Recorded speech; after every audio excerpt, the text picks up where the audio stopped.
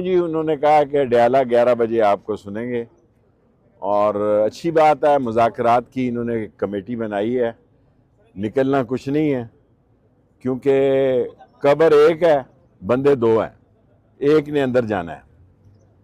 اور مذاکرات جو ہے بہت اچھی چیز ہے، دنیا میں جنگ کے بعد بھی مذاکرات ہوتے ہیں، اور اگر مذاکراتوں کے سے کچھ نہ نکلا تو پھر جوڈو کراٹے ہیں اور بینکاک کے شعلے ہیں اور بغداد کی راتیں ہیں اس ملک میں۔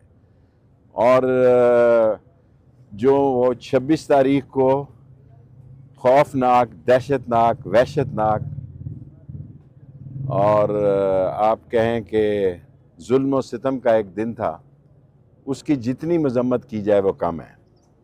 باقی اس دن خان صاحب سے میری ایک بہت لمبی ملاقات ہوئی تھی، باہر آ کے میں نے کہا شارٹ ہی رکھوں تو بہتر ہے۔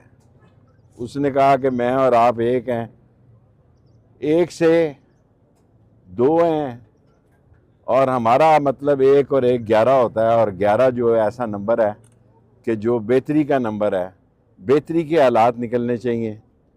حالات جو ہیں سیاسی طور پر انتہائی عدم استحکام ہے، اور میں پہلے آپ کو کہہ چکا تھا کہ 30 دسمبر تک عدم استحکام ہوگا، اور یہاں پہ خونی 26 نومبر اس ملک میں گزری ہے، اور اس خونی 26 نومبر کو جو کچھ ہوا اس نے ساری دنیا میں 50 ملکوں میں احتجاج ہوا، 50 ملکوں میں، اور میں سعودی عرب سے آیا ہوں۔ ہر آدمی دعا کرتا ہے کہ اللہ تعالیٰ پاکستان کو محفوظ رکھے، مقصود رکھے۔